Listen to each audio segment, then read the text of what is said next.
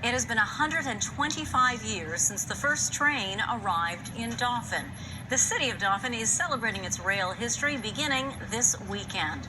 Jason Gilmore is the president of the Dauphin Rail Museum. Thanks for joining us, Jason. Thank you for having me. How important is the rail line to the history of Dauphin? Well, not only Dauphin, but Manitoba, Western Canada, you could go on and on. The current location of Dauphin wouldn't even be here without rail. There were two smaller communities. One's considered Old Dauphin, that was 2 miles north, another town called Dartmoor that was 2 miles south, and they surveyed the rail outside of those two communities.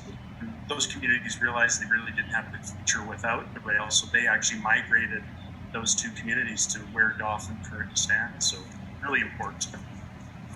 What can you tell us about the rail station itself? Well, this was the second station. So the first station in 1896 was closer to Main Street.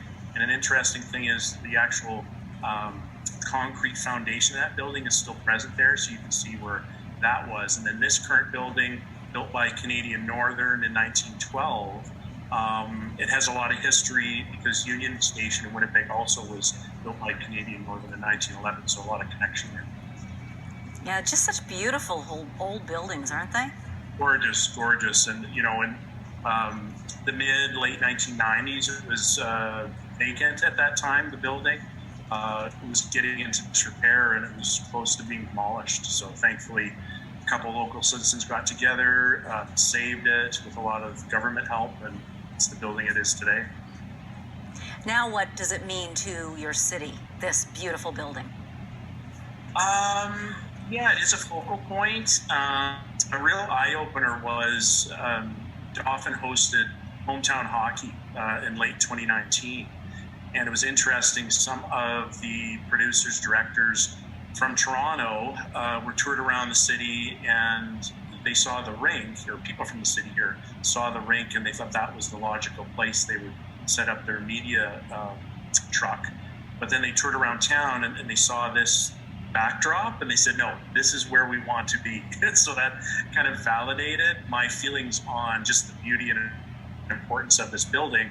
And so, we're growing. It's been hard to plan anything, over the last 18 or so months with the pandemic and other types of events. But we want to grow. We want to grow and make it more of a focal point. Hence our event this upcoming Saturday. So tell me about that. What's happening Saturday? Yeah, so on Saturday, we're kind of terming it the kickoff celebration to the 125th anniversary. The actual dates of the arrival of the first train was not till December. So we all know what weather can be like in this neck of the woods. So we thought to make it more of a public celebration and be able to do things outside, we chose September. And so we're going to have some live music, a local food truck, some classic cars on display. And this is something that I want to do in the future, is make this kind of a hub for some local music. So this is kind of a test run to see how that goes. I think it's a brilliant idea. Jason Gilmore, thanks so much for joining us today and telling us all about it. Have fun this weekend. I will. Thank you so much. Appreciate it.